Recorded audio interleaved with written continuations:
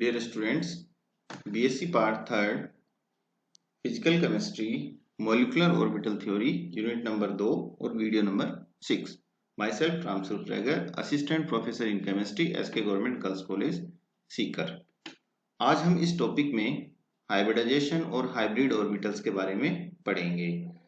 Hybridisation में हम यहाँ पढ़ेंगे sp3, sp2 और sp हाइब्रिडाइजेशन के बारे में, और उसके बाद में हम sp3, sp2 और sp हाइब्रिडाइजेशन में भाग लेने वाले जो हैं एटॉमिक जो ऑर्बिटल्स हैं उनके कोफिशिएंट्स या गुणांकों के बारे में पढ़ेंगे, या उन गुणांकों को हम परिकलन करेंगे। सबसे पहले हम समझते हैं हाइब्रिडाइजेशन को। हम जानते हैं CH4 या मेथेन, आपने नाम सुना होगा। मेथेन में sp3 हाइब्रिडाइजेशन होता है, तो मेथेन का एग्जांपल कौन क्या हो गया? sp3 हाइब्रिडाइजेशन का।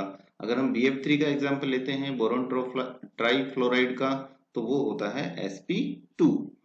और sp के लिए हम कोई भी जो है, जैसे बेरिलियम क्लोराइड है BeCl2 का हम एग्जांपल ले सकते हैं, या और भी एग्जांपल्स हैं जिसमें sp हाइब्रिडाइजेशन होता है। अब यहाँ हम हाइब्रिडाइजेशन में एक विशेष बात यह है कि हाइब्रिडाइजेशन में एक तो सेंट्रल जो मॉलिक्यूल है, सेंट्रल जो एटम होता है मॉलिक्यूल का, सेंट्रल एटम पार्टिसिपेट करता है। इसमें लगभग समान ऊर्जा वाले कक्षक आपस में मिलकर के जो है समान ऊर्जा के उतनी ही संख्या में जो है कक्षक बनाते हैं। तो किसी परमाणु के एक से अधिक परमाणु कक्षकों के संयोग और वियोजन से संकृत परमाणु कक्षक बनते हैं। संकृत कक्षक अधिक दिशात्मक होने के कारण स्थायी बंध बनाते हैं। देखिए यहाँ दो इंपॉर्टेंट पॉइंट आए हैं। अधिक दिशात्मक होने के कारण स्थायी बंध बनते हैं। कार्बन के संयुक्ता कोष में उत्तेजित अवस्था में 4 अयुग्मित इलेक्ट्रॉनों का विन्यास 1s 2s1 2px1 2py1 और 2pz1 होता है। ये कार्बन का इलेक्ट्रॉनिक विन्यास उत्तेजित अवस्था में। आप कॉपी और पेन निकाल लें। जब भी sp3, sp2 और sp हाइब्रिडाइजेशन के वीडियोस आप देखें, आपके पास कॉपी और पेन होना चाहिए, ताकि आप मेरे साथ साथ कॉपी और पेन से काम करते रहें। जब आप काम करते रहेंगे तो आपको ये काम आसान हो जाएगा। जब हम कार्बन का इलेक्ट्रॉनिक विन्यास लिखते हैं तो सामान्यतः इलेक्ट्रॉनिक विन्यास इसका होता है 1s2 2s2 2p2। कॉपी में लिख लिया आपने। फिर इसके बाद में हम लिखते हैं, अगर यहां से 2s से एक इलेक्ट्रॉन जंप करके p ऑर्बिटल में चला जाता है तो एक्साइटेड स्टेट में हमारा कार्बन का इलेक्ट्रॉनिक विन्यास हो जाएगा, या हम कार्बन का इलेक्ट्रॉनिक विन्यास लिखेंगे 1s2 2s1 2px1 2py1 और 2pz1। अब यहाँ पर s ऑर्बिटल 2s1 वाला और तीनों p ऑर्बिटल्स ये आपस में मिलकर के जो हैं, चारों आपस में मिलकर के 4 संकृत कक्षक बनाएंगे, और ये 4 संकृत कक्षक होंगे sp3 संकृत कक्षक। ये चारों संकृत कक्षक समान ऊर्जा के होंगे, समान आकृति के होंगे। तो यहाँ लेते हैं कि चारों बंध भिन्न भिन्न प्रकृति के होने चाहिए थे, लेकिन CH4 के चारों परमाणु जो है समान प्रकृति के होते हैं। ये समान प्रकृति की क्यों होते हैं, ऐसा क्या कारण है? ये तभी संभव है जब चारों संयोजकताएं 109 डिग्री 28 मिनट पर चतुष्फलक के कोनों पर स्थित हो, और केंद्र में कौन स्थित हो? कार्बन परमाणु स्थित हो। हम बात करते हैं sp3 संकरण। यहाँ आपने 4 जो है संकृत कक्षकों के पार्टिसिपेशन की, 4 जो है कक्षकों के संकरण की बात की, 2s1 2px1 2py1 2pz1। इसके लिए मान लीजिए तरंग फलन जो है साइन s है। 2px1 के लिए तरंग फलन साइन px है। py के लिए 2py के लिए जो है तरंग फलन py है, और 2pz के लिए तरंग फलन sin pz है। तो sp3 संकरण की जब हम बात करते हैं तो इसमें एक s ऑर्बिटल होता है और 3 p ऑर्बिटल हैं, आपस में संकृत होकर के जो है 4 संकृत कक्षक बनाते हैं। यदि चारों संयुक्तता इलेक्ट्रॉनों के परमाणु कक्षकों के तरंग फलन क्रमशः sin 2s, ये किससे रिलेटेड है? ये रिलेटेड है इससे। 2px 2px से रिलेटेड है साइन 2px, 2py से रिलेटेड है 2py से रिलेटेड है साइन 2py और 2pz से रिलेटेड है 2pz। यानी ये हमारे प्रमाणवीय जो कक्षक हैं उनके तरंग फलन हैं। तो उनके जब रेखीय संयोग से या उनमें जो linear combination of atomic orbitals होगा या रेखीय संयोग होगा LCAO होगा तो 4 परमाणु कक्षक बनेंगे जो चतुष्फलक में वितरित होंगे और उनके लिए तरंग फलन साइन sp3 होगा। ये मान लीजिए साइन sp3 एक के लिए है तो 4 संक्रित कक्षकों के लिए 4 साइन sp3 तरंग फलन होंगे। तो साइन sp3 1 पहले के लिए, दूसरे के लिए साइन sp3 2, तीसरे के लिए साइन sp3 3 हो जाएगा और चौथे के लिए जो है साइन sp3 ब्रैकेट में 4 लिख देंगे। यदि हम इनके लिए कॉमन जो है लिखना चाहें, कॉमन से मेरा मतलब है कि यदि हम एक कॉमन फॉर्मूला इनके लिए जनरेट करना चाहें तो हमारे लिए ये फॉर्मूला आता है, ये वाला बिल्कुल सिंपल सा फॉर्मूला है sine sp3 equals to a i sine s plus di sine px plus ci sine py plus di sine pz। यहां पर जो है i का जो है इसका मान है 1 2 3 4, जबकि a b c और d ये हमारे लिए मिक्सिंग कोफिशिएंट्स कहलाते हैं। अब जो चारों संक्रित कक्षक बने हैं उनके तरंग फलन हैं sign sp3 1, sign sp3 2, sign sp3 3 और साइन sp3 4। यहाँ एटा जो है इसकी जगह हम 1 रख देते हैं तो पूरी इक्वेशन में 1 आ जाएगा। तो a1 sine s, b1 sine px, c1 sine px plus d1 sine px, इसे आप कॉपी में लिख दीजिए।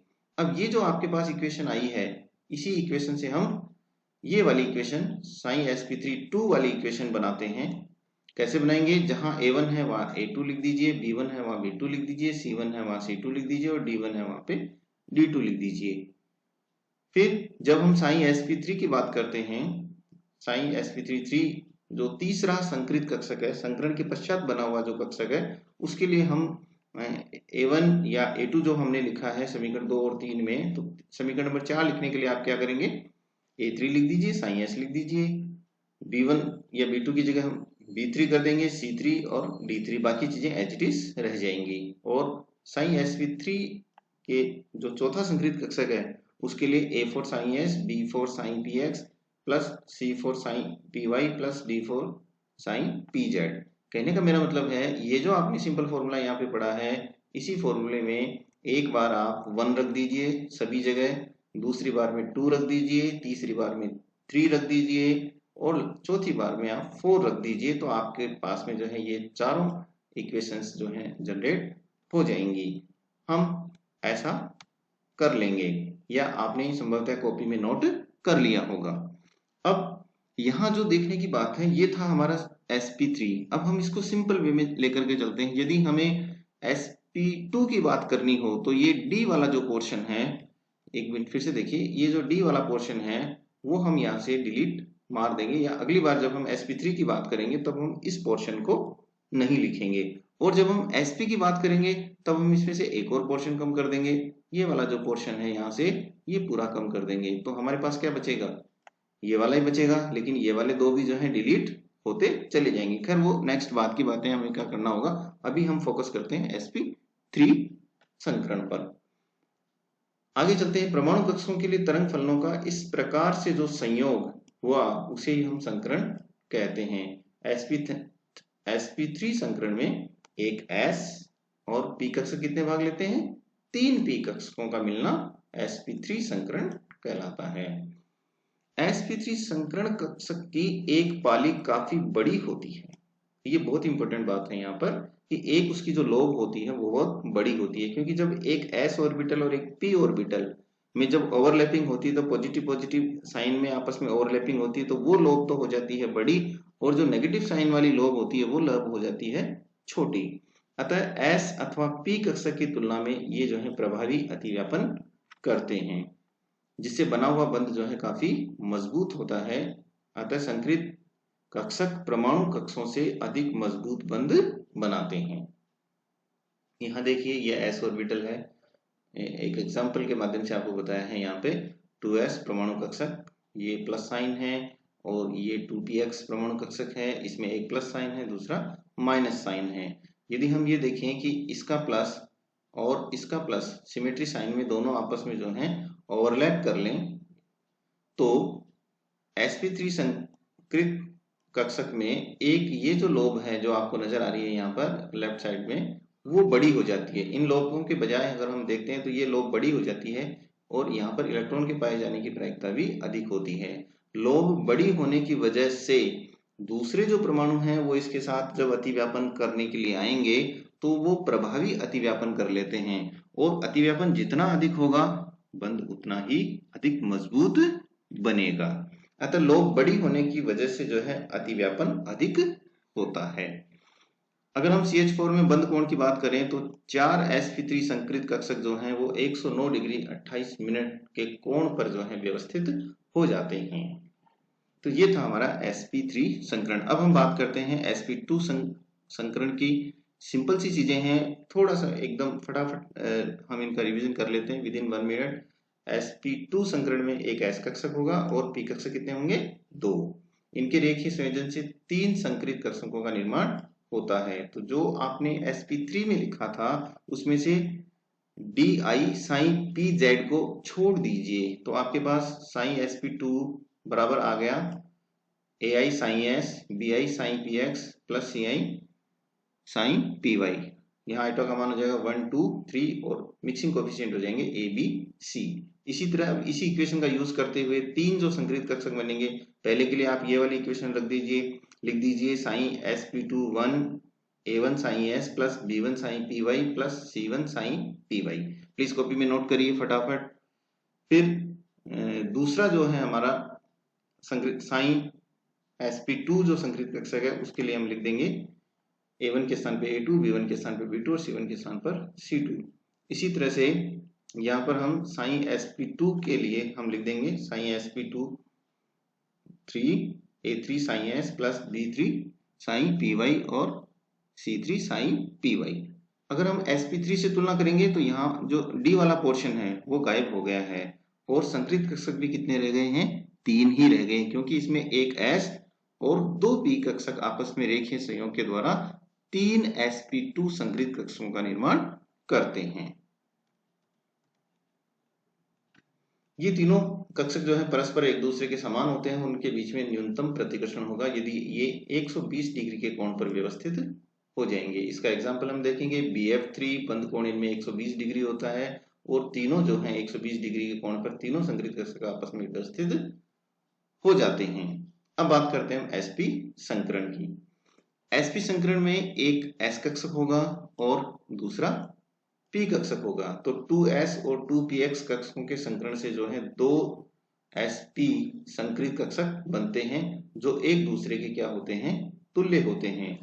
इन परमाणु कक्षकों को हम स्लेटर ऑर्बिटल के नाम से भी जानते हैं। क्या नाम दिया हमने इनको? स्लेटर कक्षक या स्लेटर ऑर्बिटल्स, जो संकरण में भाग लेकर अणु कक्षकों का निर्माण करते हैं। इसका उदाहरण BeF2 ले सकते हैं। यहाँ 2 संकृत कक्षक बनेंगे। यदि हम लिखना चाहें तो sine sp ai sine s plus bi sine px। आइटो का मान 1 और 2 ही रहेगा और मिक्सिंग कोफिशिएंट हमारे लिए यहाँ पर a और b रहेंगे। साइन sp1 ये होगा संकृत कक्षक के लिए, लिखेंगे हम a1 sine s plus b1 sine px। दूसरा संकृत कक्षक साइन sp2 होगा तो उसके लिए लिखेंगे a2 sine s plus b2 sine px। दोनों कक्षकों में न्यूनतम प्रतिकर्षण के लिए बंध कोण कितना होना चाहिए? 180 डिग्री होना चाहिए। अतः अणु रेखीय अणु का निर्माण करता है। तो ये हुआ हमारे लिए sp3, sp2 और sp संकृत कक्षक और उनके तरंग फलन। परमाणु कक्षकों के तरंग फलन भी देखे हमने और संकृत कक्षकों के तरंग फलन भी हमने देखे हैं। अब हम पढ़ते हैं calculation of coefficients of AOs used in hybrid orbitals. संकृत कक्षकों में प्रयुक्त एओस के गुणांकों का परिकलन। इन गुणांकों के परिकलन के लिए हमें निम्न शर्तों का पालन करना होगा, जैसा कि हमने चैप्टर 1 में पढ़ा है कि समस्त संकृत कक्षक संकृत तरंग फलन जो है नॉर्मलाइज्ड होते हैं। अगर नॉर्मलाइज होते हैं तो साइन ए और साइन बी का मल्टीप्लाई करोगे आप डीटो के साथ में तो रिजल्ट आएगा 1, जब यहाँ पर ए और बी दोनों आपस में बराबर हैं। तो हम इसको दोनों यदि आपस में बराबर हैं तो इसको हम साइन स्क्वायर लिख सकते हैं, sine square into D tau equals to 1। तो ये कंडीशन होती है नॉर्मलाइजेशन की। दूसरी कंडीशन है हमारी ऑर्थोगोनलिटी की। ऑर्थोगोनलिटी में जो है साइन ए साइन बी से मल्टीप्लाई होकर के डीटो इक्वल्स टू अगर रिजल्ट 0 आता है तो ये दोनों एक दूसरे के ऑर्थोगोनल होते हैं। ये कब होते हैं? जब ए और बी आपस में बराबर नहीं होते हैं। तीसरा है तरंग फलन एक दूसरे के क्या होते हैं? तुल्य होते हैं या समान या एक दूसरे के जो है बराबर होते हैं। वो आपको बाद में बताया जाएगा कैसे होंगे। अब हम बात करते हैं एसपी संकृत कक्षों में प्रयुक्त एओस के गुणकों का परिकलन। ये बहुत ही महत्वपूर्ण है, एसपी कक्षों के एओस के गुणांकों का परिकलन। सबसे पहले इसको हम शुरू करने से पहले हम यहाँ पर एक टेबल बना लेते हैं। कॉपी और पेन लीजिए और टेबल इसमें बना लीजिए। आप इस तरह से एक चौकोर जो है बॉक्स बना लीजिए और ऊपर लिख दीजिए ए और बी और साइड में जो है लिख दीजिए साइन 1 और साइन 2। देखिए यहाँ एक टेबल बनी हुई है, ऐसी ही टेबल आप खुद बना लें। ये टेबल बनने के बाद में आप यहाँ साइन 1 और यहाँ साइन 2 लिख दीजिए, यहाँ ए और यहाँ पे बी लिख दीजिए। आपको कुछ नहीं लिखना है अभी तक, टेबल को बिल्कुल खाली रखना है। अब हम यहाँ से शुरुआत करते हैं। एसपी संकरण में दो तरंग फलन होते हैं, साइन 1 और साइन 2, जिनको हम साइन एसपी 1 और साइन एसपी 2 कहेंगे। जब इनमें दो संकृत जो प्रमाणिक कक्षक हैं, एक साइन एस है और दूसरा साइन पी एक्स है, तो दोनों साइन एसपी 1 और साइन एसपी 2 के लिए जो हैं इक्वेशंस हम लिख देंगे समीकरण नंबर 1 और समीकरण नंबर 2। ये दोनों इक्वेशन हम यहाँ पर लिख देते हैं। ये दोनों इक्वेशन सेम वही है जो हमने अभी अभी यहाँ पे देखी है। ये वाली इक्वेशन आई थिंक ये वाली इक्वेशन है और दूसरी ये वाली इक्वेशन है। इनको हम यहाँ पर वापस दोबारा लिख देते हैं। पहली शर्त है हमारी कि a1 square plus b1 square equals to क्या होता है? 1 होता है। साथ ही a2 square plus b2 square equals to भी 1 होता है। कहने का मतलब है यदि हम इस तरफ जाएं और जो भी यहाँ पर कोफिशिएंट है, a है तो इसका स्क्वायर कर दीजिए, यहाँ b है तो b का स्क्वायर कर दीजिए। यहाँ पे यदि कुछ और मान लीजिए अभी नहीं हो पाएगा, यहाँ तो दो ही हैं तो उनका स्क्वायर कर दीजिए, उनका टोटल 1 आता है। यदि यही शर्त अपन यहाँ भी लागू करते हैं तो यहाँ भी a2 square b plus b2 square equals to 1 आएगा। दूसरी शर्त है हमारी कि प्रथम का इसका जब इनके कोफिशिएंट के साथ गुणा करते हैं, यानी कहने का मतलब इस साइन 1 के लिए कोफिशिएंट यहाँ पर हो जाएगा a1, यहाँ आएगा b1। यदि हम ये यहाँ पे लिखेंगे तो ये हो जाएगा a2 और ये हो जाएगा यहाँ पे, यहाँ लिखेंगे तो ये हो जाएगा b2।